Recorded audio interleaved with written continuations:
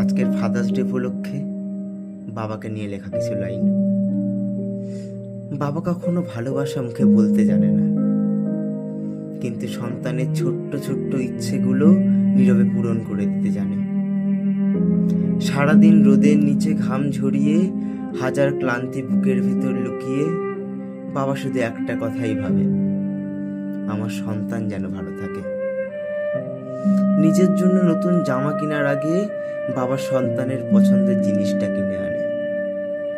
নিজের শখগুলো চুপচাপ মেরে ফেলে আমাদের স্বপ্নগুলো বাঁচিয়ে রাখে।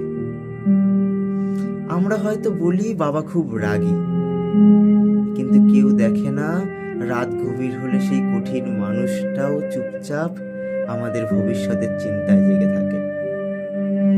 বাবার হাতটা হয়তো শক্ত আর রুক্ষ, কিন্তু সেই হাতেই সব থেকে নিরাপদ আশ্রয় আমরা লুকিয়ে থাকি। পৃথিবীতে অনেক ধনী মানুষ আছে, কিন্তু সন্তানের চোখে সব থেকে বড় রাজা হলো তার বাবা, যে নিজের কষ্ট লুকিয়ে হাসি মুখে সংসারটা আগলে রাখে। বাবা কখনো হিসেব করে না, মাসের শেষে নিজের পকেট খালি হলেও সন্তানের মুখের হাসিটা দেখলেই সে নিজেকে পৃথিবীর সব থেকে সুখী মানুষ ভাবে।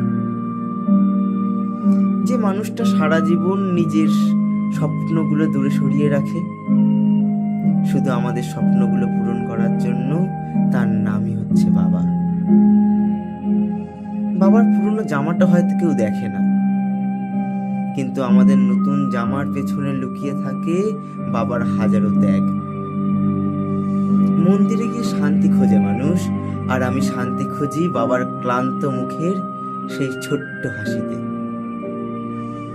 মাকে যেমন ভালোবাসার ছায়া বলা হয়, তেমনি বাবা হলো সংসারের সব থেকে শক্ত দেওয়াল, যে ঝড় নিজের বুকে সামলে পরিবারকে নিরাপদে রাখে। বাবাকে নিয়ে কি বা লিখব?